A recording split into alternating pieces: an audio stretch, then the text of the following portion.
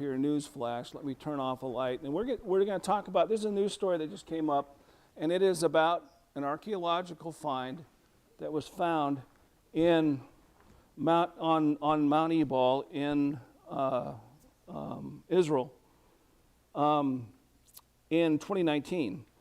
And the reason that we're hearing about it now is because it had to be processed. It was a professional dig, and the people that were involved in it, what is it? ABR. Well, anyway, Biblical Research Associates, BRA, and a professor there. They wanted to do everything by the book, the way it's supposed to be done with all this, because it's a professional dig, and so they were getting all their data together right when COVID hit, and so it kind of shut everything down. And just now, he's got his article out for peer review, so it's going into the professional journals, but it's so amazing that things are beginning to leak out about it. And because it means so much. I mean, they're saying that this is actually more significant than the Dead Sea Scrolls. And so we're going to look at it, and we're going to see why.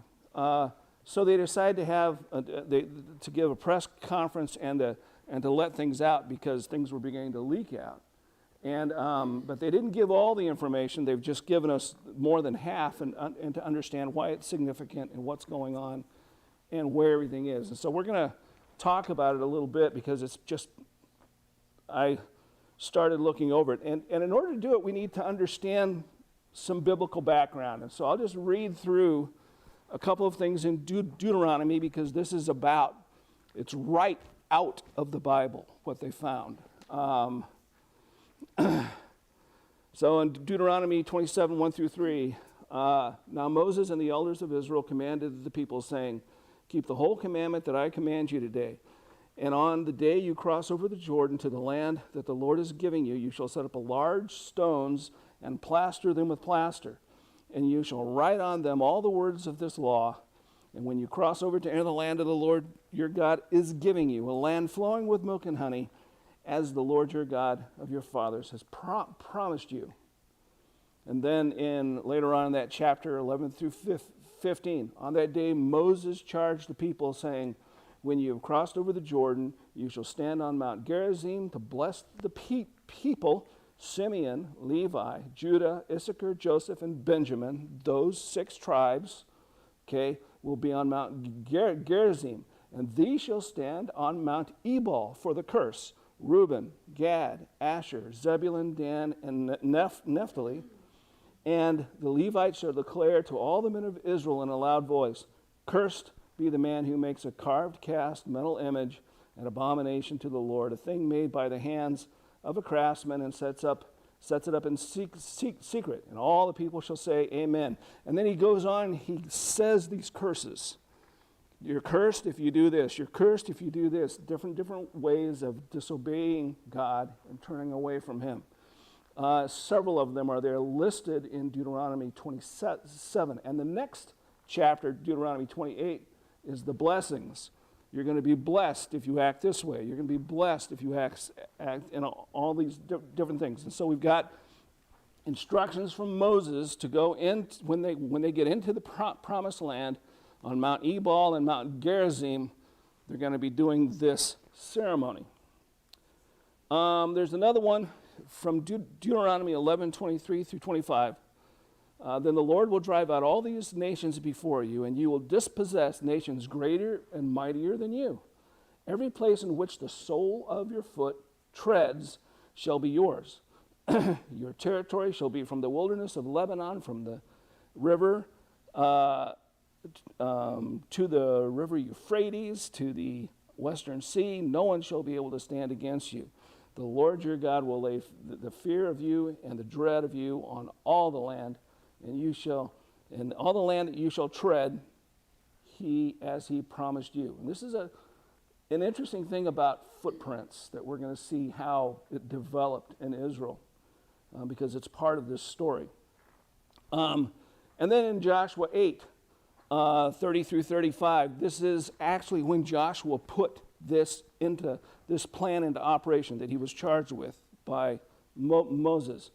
And at that time, Joshua built an altar to the Lord, the God of Israel, on Mount Ebal, just as Moses, the servant of the Lord, had commanded, and the people of Israel, as it was written in the book of the law of Moses. An altar of uncut stones upon which no man has welded an iron tool, and they offered on it burnt offerings to the Lord and sacrificed peace offerings. And there, in the presence of the people of Israel, he wrote on the stones a copy of the law of Moses, which he had written. And all Israel, sojourner as well as native born, with their elders, their officers, and their judges, stood on the opposite sides of the ark before the Levitical priests who carried the ark of the covenant of the Lord. Half of them in front of Mount Gerizim, and half of them in front of Mount Ebal. And just as Moses, the servant of the Lord, had commanded them at the first, to bless the people of Israel. And afterward he read the words of the law, the blessings and the curse, according to all that was written in the book of the law. There was not a word of all that Moses commanded that Joshua did not read before all the assembly of Israel, and the women and the little ones and the sojourners who lived among them. Okay. So this was a ceremony that they were directed to do by God when they made it into the land of Israel on Mount Ebal and Gerizim. Now in 1980, in fact it was the year 1980, but the dig went on through the 80s, Dr. Adam Zertal actually did find the altar of Joshua on Mount Ebal.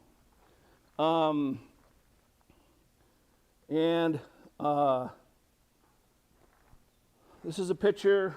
Let me grab my stick here. Yeah. Yeah, for this, the couple of pictures, maybe. Woo! That a little better. Basically, here's the two mountains. Here's Mount Ebal, and this one over here is actually Mount Gerizim now. And if you remember, Sychar is down the middle. It's also Shechem of ancient times is here. And but that's where Jesus met the woman at the well, the Samaritan woman, and she was talking about Mount Gerizim, which is right here. Dr. Zertal thought that maybe Gerizim of Joshua's time was over here, because this is a little better area where you could put 6 tribes on one side and then 6 tribes on the other side to have their ceremony. Well, they'd been looking along the sides of Mount Ebal for a long time to try to find the altar, but they couldn't find it. It was all the way up on top, and it was just a whole bunch of stones that were together in a strange formation, and they didn't know what to make of it. And when Adam Zertal one time was sitting he was at a place where he was living, basically. Somebody came in that was a knowledgeable Jewish person. He said, "Oh, you found a footprint." And he said, "A what? A footprint." He said, "That's an ancient Israelite footprint." And he explained that what the Israelites did during that time is wherever the tabernacle and or just the Ark of the Covenant itself, where it sat for several days, okay, they would make a footprint around it with stones in the ground, because it was the footprint of God. That's where God was staying at that time on earth. And it comes from the promise of God to them that everywhere they put their foot was going to be their land. From Deuteronomy 11. And they found up in that area right there, that's where a big pile of stones was, and they had to start going through it, and then that's where they found the altar underneath it. And the reason that the altar, well, let me show you the next picture. It'll explain it a lot better. This is what the altar looked like. Is this huge area. That's what it looks like today. And it had a huge pile of stones up on top here, and it used to be a cleaned off straight area. Now, the original altar that Joshua made was much smaller. It was round. It's down inside here, and the plaster and everything was put on it, and they have found the plaster over the top of the rocks. It's underneath there. And then afterwards, later on in the 1200s BC, the Israelites had built up this large area to enlarge it and to use it for ceremonies. So this is a later addition, all these rocks. It was just the circular altar in the middle here that was actually the original altar of Joshua. And he was dating it to around 406 BC, which would put it prior to when many archaeologists try to date the Exodus. And so they were saying, nah, you don't know what you're talking about. This is what it looks like today. If you take a picture of it, you can see the structure, and it was right in here where the original altar was found, and all the stones for it have actually been taken out, and they're processing it. It's at another place. But that's where it was found.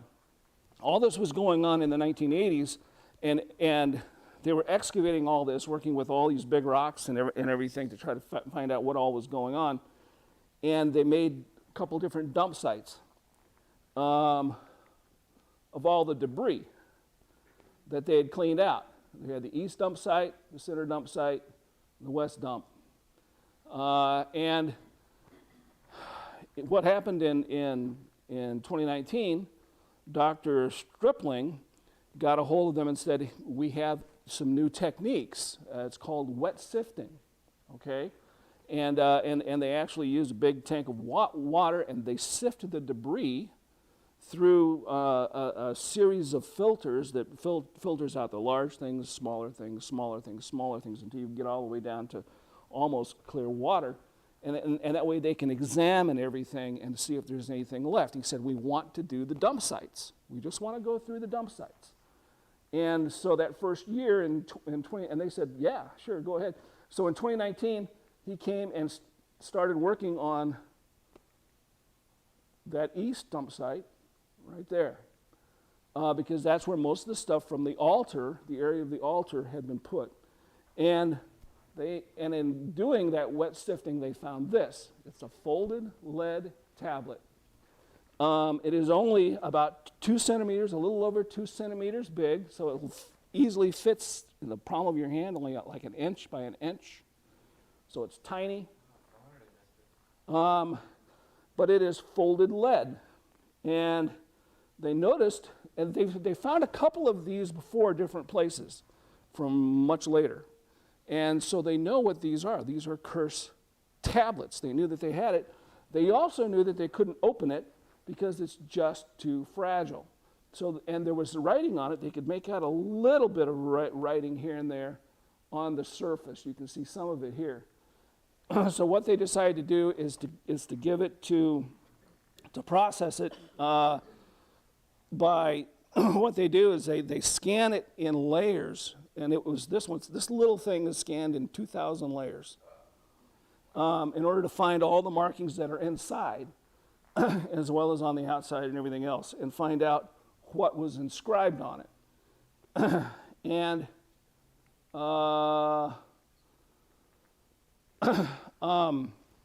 the results came back, and then COVID hit, and he had to do all the write up his findings and everything else, and it was sent out to be peer reviewed. Stuff started leaking out, so they decided to go ahead and do this press release. And this is what is on the inside of I'm going the wrong direction all the time, on that tablet, and it is the chaistic parallel writing. If you're English, what you'll find out is the format of it. Cursed, cursed, cursed. Cursed by the God Yahweh. You will die cursed. Cursed, you will surely die. Cursed by Yahweh. Cursed, cursed, cursed. Well, the top and the bottom line are parallel, and they're basically opposite of each other. You've got the curse, curse, curse, and one at the front and one at the back. And then in the middle two lines are also kind of copies of each other, changed just a little bit. It's called chiastic. And we've talked about that before. There was another, John in 1 John writes a chiastic bunch of lines. The interesting thing about this, of course, is the God Yahweh. This is the first time, the oldest inscription of the name of God that's been found anywhere on earth, as far as we know. The other thing about this lead is they took a sample of the lead and they processed it to find out what it was chemically like, and they had lead from a shipwreck just outside of Egypt that had the exact same lead. And they know exactly where that lead came from. It's from an Aegean mine in Greece, and it was shipped down to Egypt about the 1450s BC. So we can date this tablet to around 1450 BC or around that time, the early 1400s BC. It was written in Proto-Hebraic, also known as Proto-Semitic II, I believe. And so it's not ancient Hebrew, but it's just the precursor to ancient Hebrew. And we found it in different places. This is what the name of God looks like at that time. There's the Yod, whatever the H is in their language, and then the W as well. And from what I understand, this Proto-Hebraic script is close enough to Hebrew that if you know Hebrew and you can read ancient Hebrew, you can read this as well with no problem. So the significance of the scroll. It's been dated to 1400, which 1400 BC, and so that tells all of the archaeologists that have been pushing for a later date for the Israeli Exodus, if it even happened at all. I mean, they think that it's a myth. Most of them do, and they say that it couldn't be before this particular time. It says this is when it happened, because this is lead that we know came from Egypt. We know when it was mined, and so it dates the Exodus as well as everything that was going on. Sorry, I'm hitting the wrong buttons here. So that to that 1400 BC. The Proto-Hebraic script proves that the Pentateuch, or the Torah, could have been written from about that time. This is the time of Moses, okay? And all these experts have been saying there is no way that the Hebrews were even literate at that time. There's no way they could have written anything at that time, okay? And so most of the historians and the archaeologists are saying that at the earliest that the Torah could have been written was probably in the 800 to 700 BC, which is around the time of Isaiah, or a little bit before that. And we knew, Christians all knew that Israel was an illiterate society from much farther back than that. So this proves that they did have writing at that time, and all of the Pentateuch, or the Torah, could have easily been written in Proto-Hebraic, and it could have all been done very easily. So it proves that the Hebrews were literate at that time. It proves that Yahweh was the God of the Hebrews at that time. There's many people in history and archaeology that have been saying that, the Yahweh thing is just another religious cult that came up while they were living in the land, trying to belittle the God of the universe. And this proves these things. And so it's significant. It's extremely significant. It doesn't change anything that we believe. Where's the Dead Sea Scrolls fit in? Okay, the Dead Sea Scrolls were basically They were scrolls that were found in jars in caves at the northern end of the Dead Sea. And the thing that is significant about that is they're from about 30 to 50 BC, so just prior to Jesus, okay? And the thing that's significant about them is there's a full copy of Isaiah there. And so we know exactly what was in Isaiah, the book of Isaiah, at that time, and we can compare it to what we have today. And we found out there's no change, okay? It's basically the same thing. The only changes that have been there have, been a little copying changes which have made no difference whatsoever.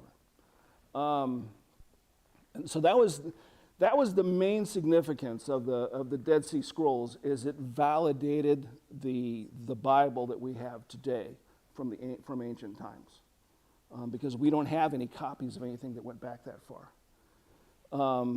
But this is way farther back than that. This is looking at a snapshot of time back from the time of the Exodus, which shows that the Exodus did happen.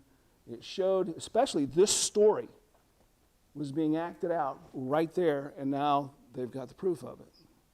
So the Bible is accurate. It's an accurate historical text all the way back to this time period. So it's an amazing find. Yeah, for the Torah. Right. So it's just an amazing thing. Now, more information is going to be coming out over the summer, because the peer reviews are going to be finished, and the journal is going to come out with there is writing on the outside of the tablets. Okay? And we don't know what that writing is, but they know what the writing is, and it's going to be published at the time that the peer reviews and the journal article is going out. So later this summer, we're going to hear what that text is, and it'd be interesting. I don't know if they had one of these tablets for each one of the curses that they did, and they put the curses on the outside, and then the text of "you're cursed by Yahweh if you do this" on the inside, and then they fold it up. That's what a curse scroll is. You got the curse of what's going to happen, what God is going to do to you on the inside, and then you fold it up and you put the stipulations on the outside. That's the way the curse tablet basically works. And they may have had one of those for each one of the curses that they wrote there, and they were all around the altar, but we've only found the one so far. So it's an amazing find.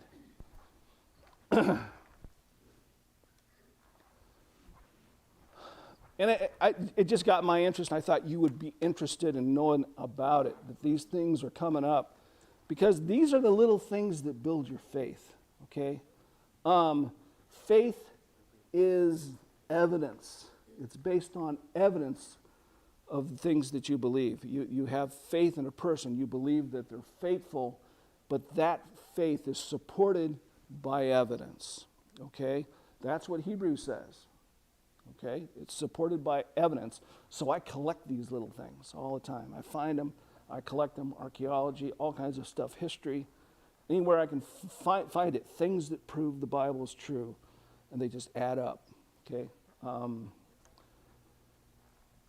so now let's get to the lesson. I just thought this, I couldn't pass up. I thought everybody needed to see this.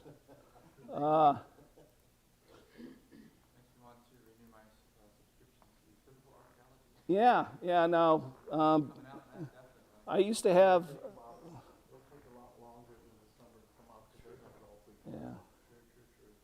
Yeah, I don't know, what it's peer reviewed in, what archaeological source, but it's going to get out. There's already articles being written about it. If you want to find out about it and hear and see the press release and everything that was done, it was an hour-long press release that was given by Dr. Stripling himself, and it's on YouTube. Just look up Mount Ebal cursed tablet, and you will find all kinds of things, because it's just hitting everything right now. It's just all coming out.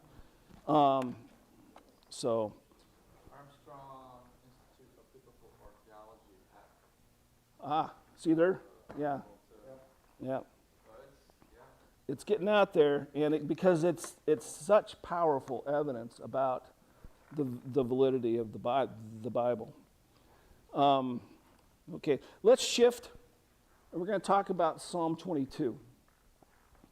Psalm 22 is an interesting psalm. It's a prayer by David, but when we get into Psalm 22 and you start looking at it, there is an amazing amount of prophecy in it.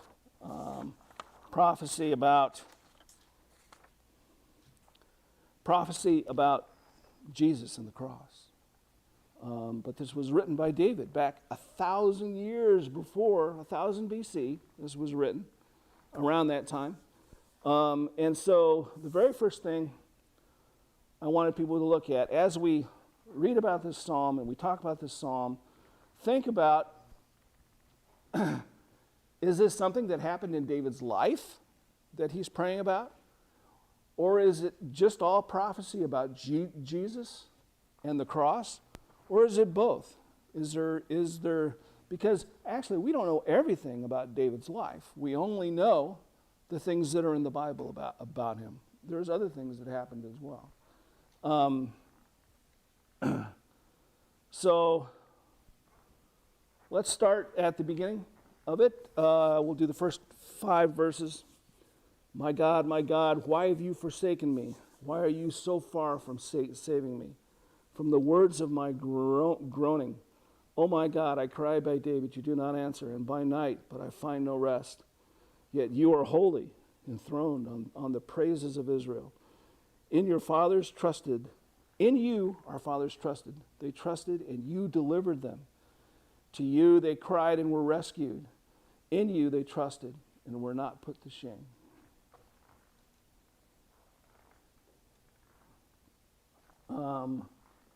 Okay, what predicament has the subject of this psalm found himself in from just reading those first couple verses?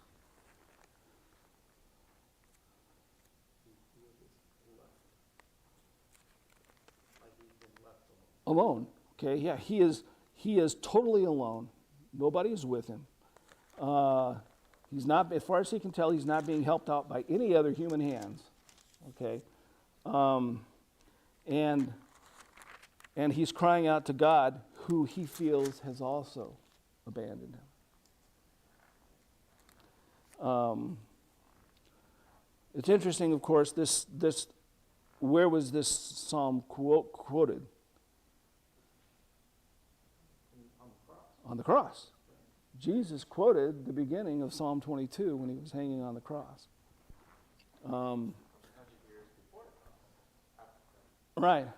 Right. So here he is.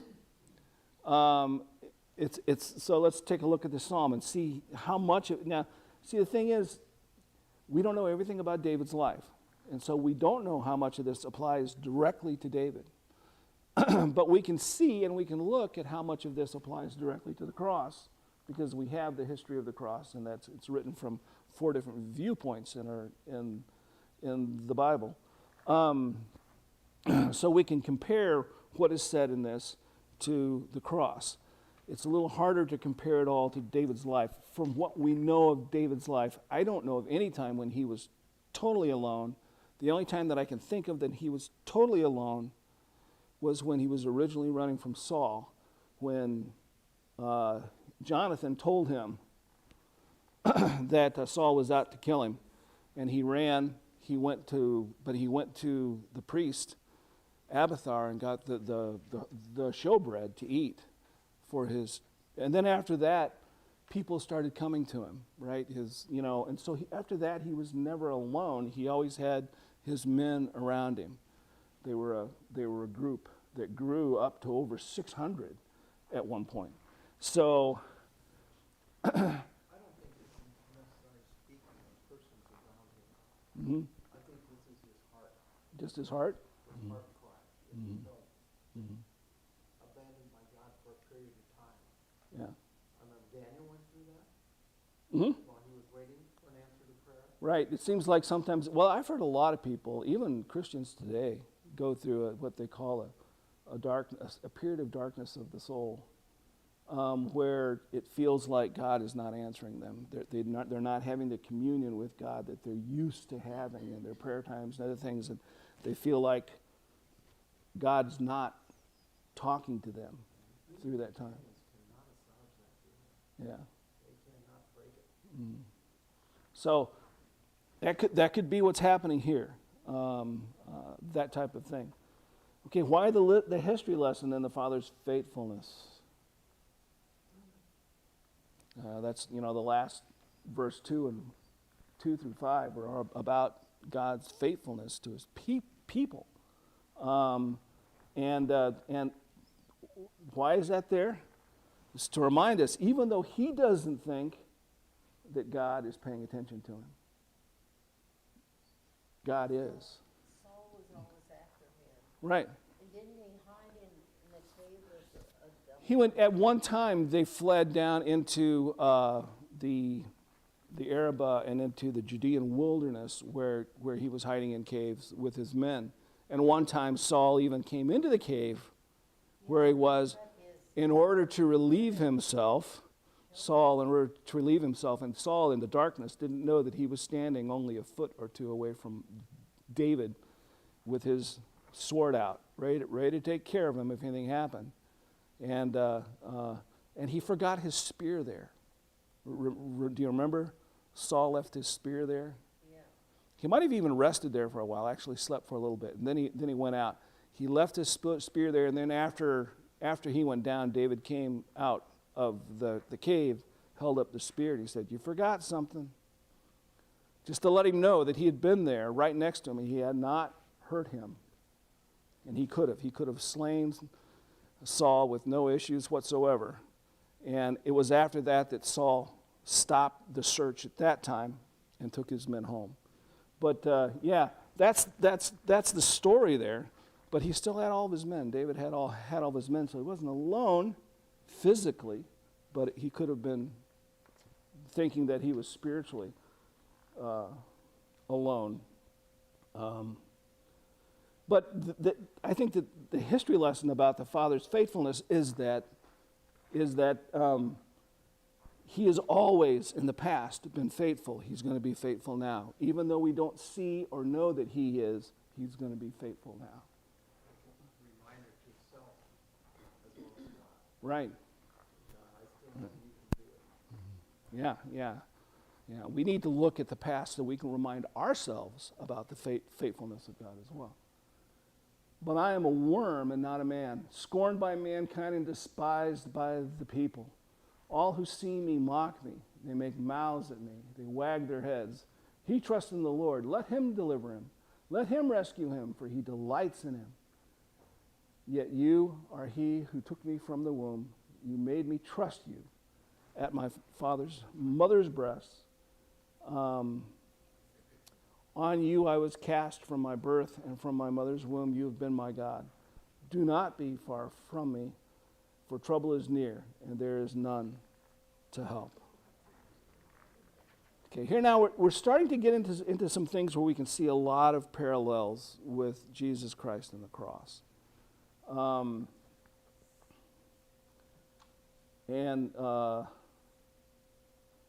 of the things that I thought of right away is if you take a look at Isaiah 53, and this is another prophecy about Jesus Christ. He was despised and rejected by man, a man of sorrows, acquainted with grief. As one from whom men hid their faces, he was despised, and we esteemed him not. This is about Jesus Christ, the way he was treated by the people there, especially in that last week before the cross. So,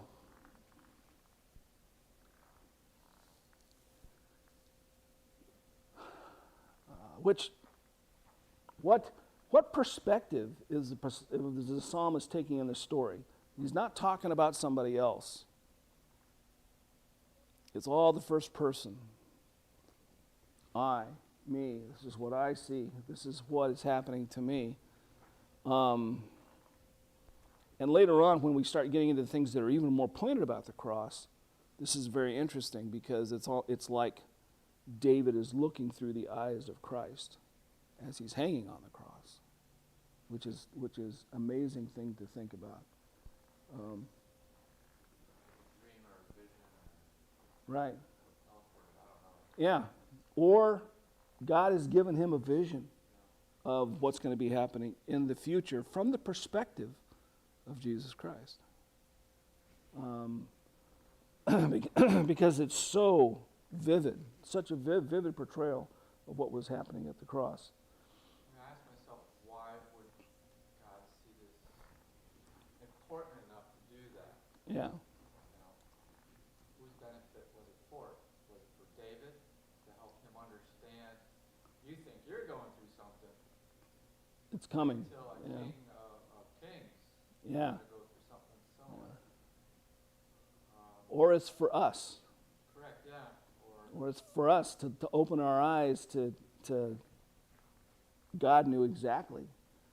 Or the God's outside of time, number one, he can show things from the future, and he knew exactly what he was going to have to do in order to redeem his people. Methodical plan. Yeah. The Yeah. sad thing about David too is his kids Uh-huh. tried to take over. Oh, yeah. Yeah, he had a lot of problems with his kids. Some of them tried to take over the throne before they should, and but he still always had that remnant of people around him that supported him, and he was. So it's interesting, but it's different. Okay, was David ever totally despised by all others and alone? As far as I know, I can't see any place where he was. He was a popular person in a lot of ways throughout. He could very well have felt like he was all alone, especially during Certainly. Absalom's rebellion. Certainly. Even if other people were with him, people can feel like they're all alone in the middle of the crowd. Yeah, yeah. That's true. That's true. A lot of this is about the humanity of Jesus, I think. And the thing that we have to understand is that Jesus, while he was divine, he's the Son of God. And the miracles that he did proves that. He was also totally human, with human emotions, with a human, in some ways, a human understanding of things as well as a divine understanding of things. And his humanity was what was screaming out in the Garden of Gethsemane when he knew what was coming for him, and he was praying that God let this cup pass from me.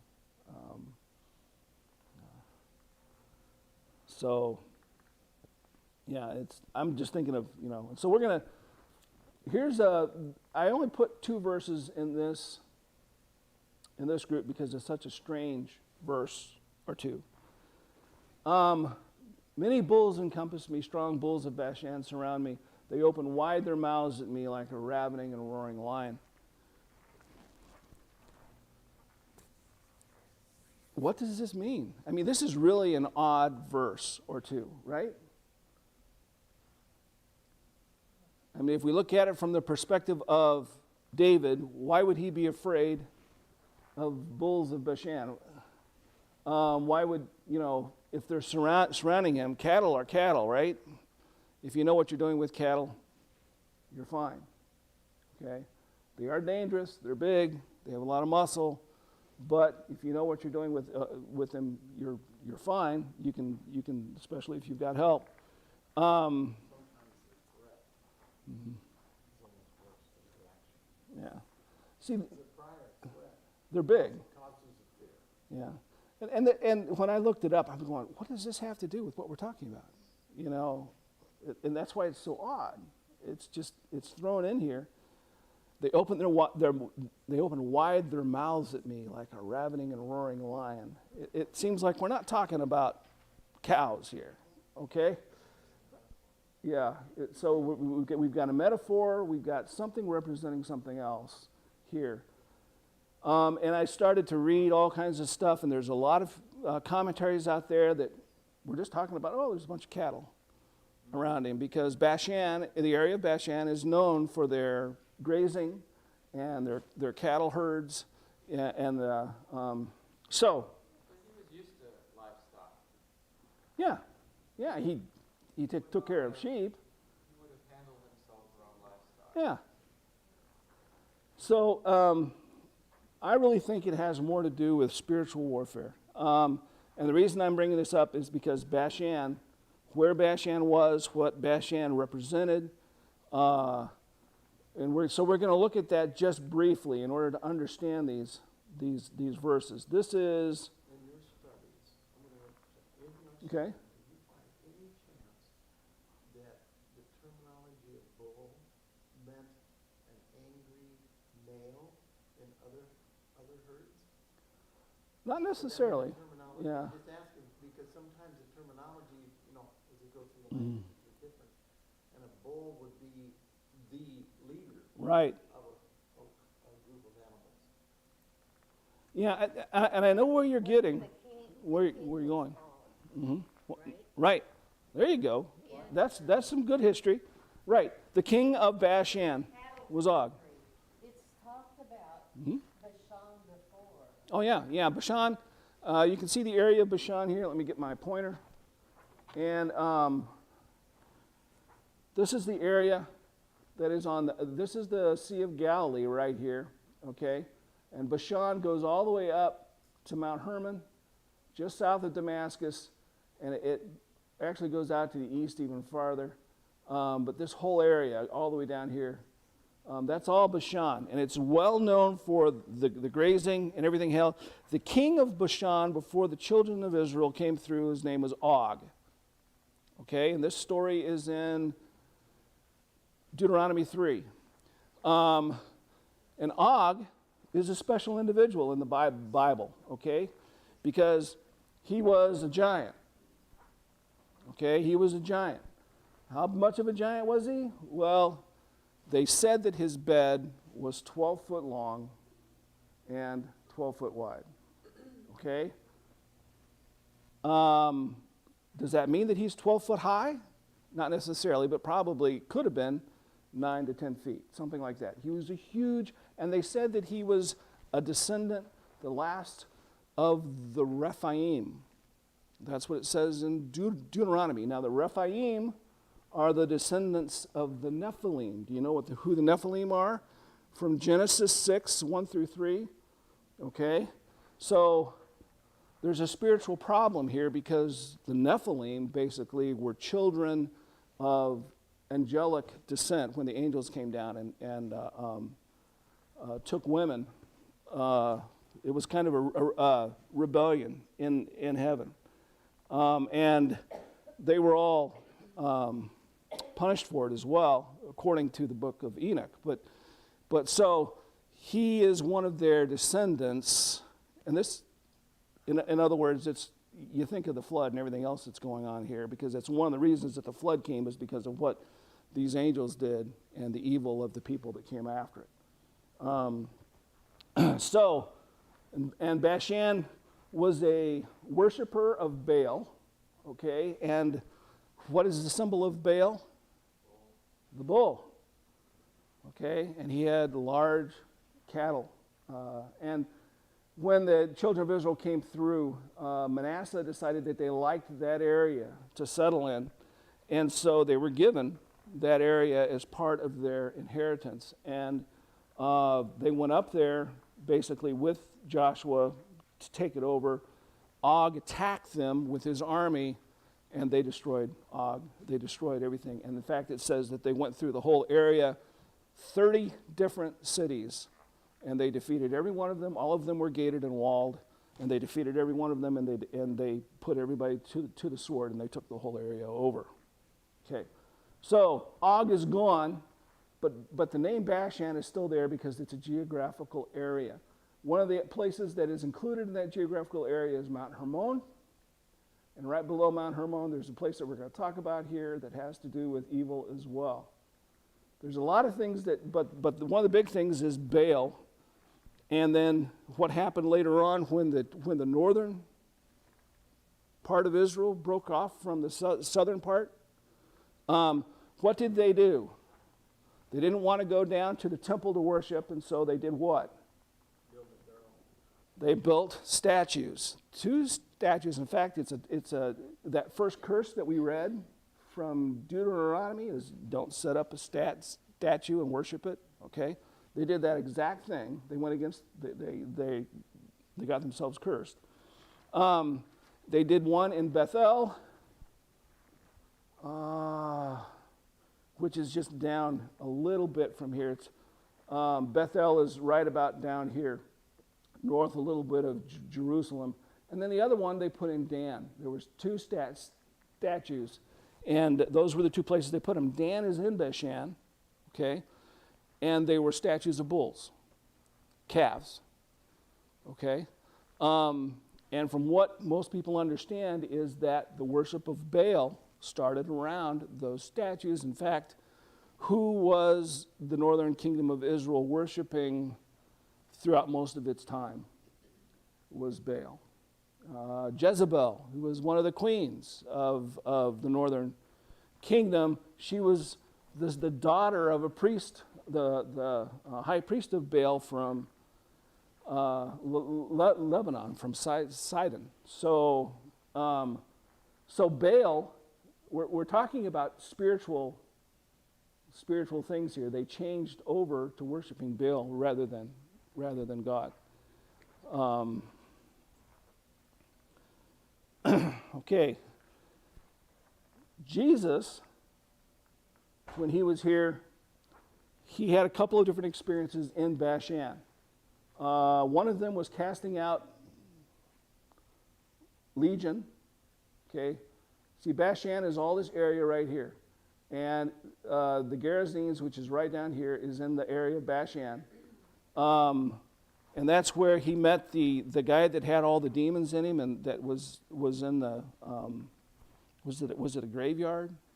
He was in the mountains, and when he talked to him, he said that his name was Legion because there were so many, and they wanted to be thrown into the pigs, and Jesus threw the demons out of this man into the pigs, and the pigs went into the sea and killed themselves. Well, that was here. It's part of Bashan. And another thing that happened during the time of Jesus was at Caesarea Philippi. And right here, this is Mount Hermon. And Caesarea Philippi is actually, this is a bad spot for it. It's not there. It's actually right here, okay? Right at the foot of Mount Hermon. And you can, Mount Hermon is also known by the Israelis as the Mountain of Evil for other reasons, but we won't go too much into that. But this is what Caesarea Philippi looked like. I'll turn off the light again so you can see during the time of Christ. Okay? And the temple of Pan was right there. Okay? This is the temple of Pan, and it was an entrance to the underworld, and it was called the gates of hell by the Israelites. They called it the gates of hell. And what does Jesus say when he's there and he's talking to his people? Remember, he asked them, who do the people say that I am? Okay, and they said, well, you're Elijah, you're all these different people. He says, well, who do you say that I am? And Peter spoke up and he said, what? Christ. You are the Christ, the Son of the living God. Okay? And then Jesus turns around and tells him, you're Peter, which means little stone. Okay? And on this rock, I will build my church, and the gates of hell will not prevail against it. And they were here standing, looking, probably at the gates of hell. Okay? So there's some spiritual forces at play here. And I believe that when he was saying that, he wasn't saying that Peter was going to be the rock that he was going to build his church on, although Peter was certainly one of the founding apostles, certainly the leader, basically, at that time. But the concept that he is the Christ, the Son of the living God, that's the rock that he's going to build his church on, and the gates of hell are not going to be able to prevail against it. So anyway, today the place looks like this. It's still there. And you can see the different places where they put the cultic statues and all these different things. Right over here is the Grotto of Pan. Where it has an underground stream that's so deep they couldn't find the bottom of it for a long time, and they thought it was, it was the gate of hell. We actually walked. Did you walk up there? Yeah. Okay. This is, so it's still there today, but this is Caesarea Philippi, and it is part of Bashan. It's just, so given this evidence of the things that Jesus Christ did when he was in Bashan, it was fighting demons, it was talking about against the gates of hell. It seems to me like when you're talking about the bulls of Bashan, you're talking about demonic forces. So that's what I think that this whole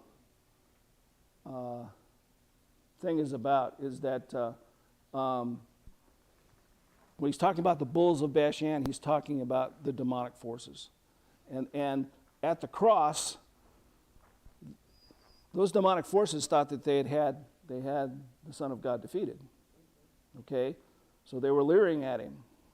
Okay? They were celebrating around him on the cross, and what they didn't realize is that through the cross, they were going to be destroyed. So that's my idea of what those verses are about. And that took a long time, I'm sorry. Let's go through the next part. I am poured out like water, and all my bones are out of joint. My heart is like wax, it's melted within my breast. My strength is dried up like a potsherd. My tongue sticks to my jaws. You lay me in the dust of death. For dogs encompass me, a company of evildoers encircles me. They have pierced my hands and feet. I can count all my bones. They stare and gloat over me. They divide my garments among them. For my clothing they cast lots. But you, O Lord, do not be far off. O you, my help, come quickly to my aid.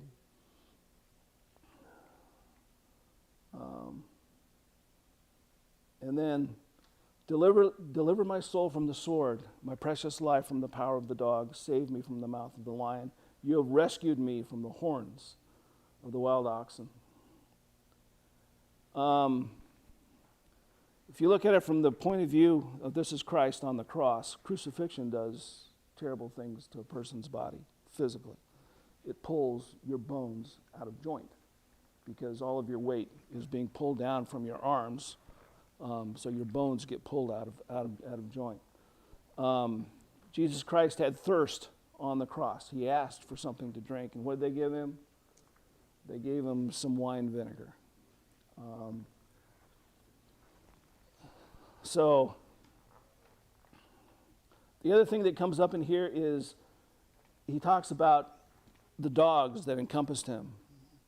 It seems like to me that you'd say, who are the dogs that encompassed Jesus Christ at the cross?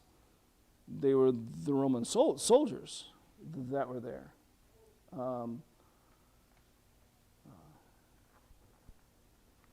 So it really seems to be a picture of what is going on the cross with Jesus Christ, and he's describing it himself. Okay.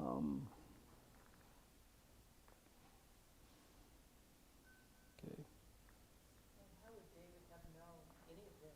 Crucifixion wasn't even invented yet. Right. Yeah. It doesn't say that it's the cross, but it really seems like this describes it so accurately. Especially with the casting of lots for the clothes. That's what they did at the cross to Jesus. The way he was displayed there with all of his bones. I mean, it's a spectacle when he's hanging on the cross and everybody can see, his bones. Yeah, pierced his hands and his feet, and they used nails to nail him up to the cross. It's amazing, all of these things that are there. In 22 through 24, I will tell your name to my brothers in the midst of the congregation. I will praise you. You who fear the Lord, praise him. all the offspring of Jacob, glorify him, and stand in awe of him, all you offspring of Israel. For he has not despised or abhorred the afflicted, the affliction of the afflicted. He has not hidden his face from him, but he has heard when we cried to him. Who's the afflicted? I mean, if you look at the cross, it seems like it's, if you look at the cross, the afflicted is us. We're afflicted with sin. Okay? And he has not despised or abhorred the affliction that we are under, so he's come to save us from that affliction. And he did that through the cross.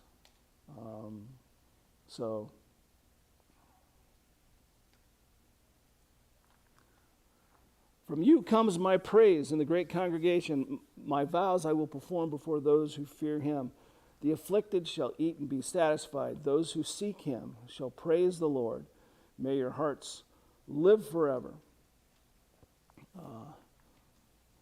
So this is all praise. This is turning around and giving praise to God for his salvation, for what he is, for what he has done. So it's looking at the cross, basically, and rejoicing in the salvation that he's brought to us from the cross.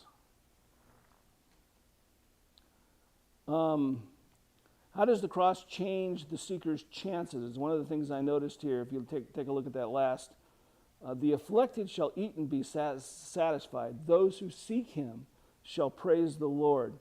May your hearts live forever. He's giving away for everybody on earth, not just the Jews, but everybody, to be saved. And people that seek him can find him now, because he's there. He's been lifted up to the cross, on the cross. He is the turning point in history. People can see him.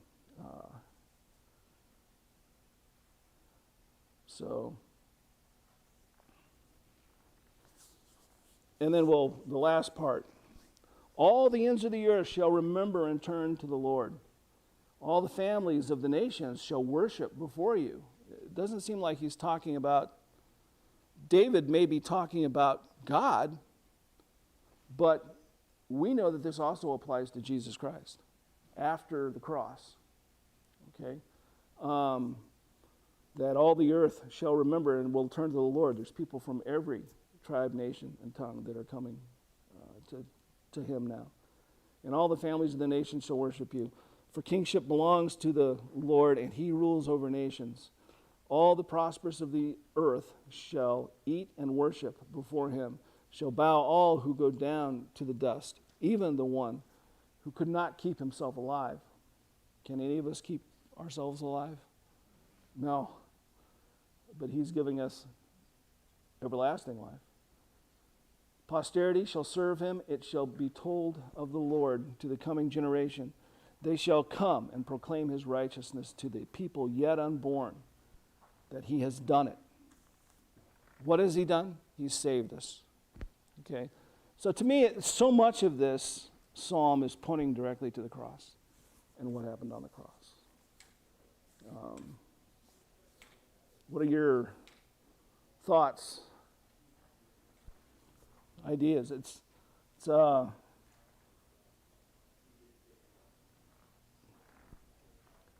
interesting that 1,000 years before the cross, so much can be said about it from this psalm.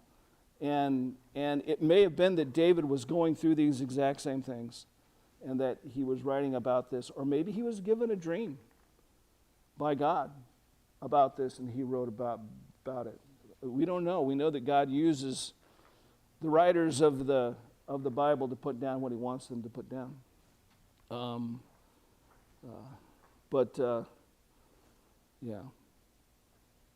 it's not surprising that the Lord would leave, just spitballing here, thinking through evidence of what's to come. I mean, 30% or so of the Bible is prophecy anyhow. Yeah. Yeah. To give his children, his people, hope of the Messiah, Yeah. of what's to come. Mm-hmm. You know, to give rewards to those who study the scriptures Yeah. over time. Yeah, it's amazing, and that's the one thing that you don't find prophecy really in any other. Not true prophecy, that's for sure. Not yeah. There's some people that well, like even I think Islam has their own prophecy, but it's not. Is it actually written out in the Quran? Yeah. So I believe. yeah, yeah. About the coming Messiah. Right. Messiah. We'll they change him over to Christ, which is ironic. Right. So it's kind of like, Well, they have to include him in there because he's such a great man. It seems like there's a lot of religions that have tried to pull Christ into their own religion. The Buddhists have done it as well.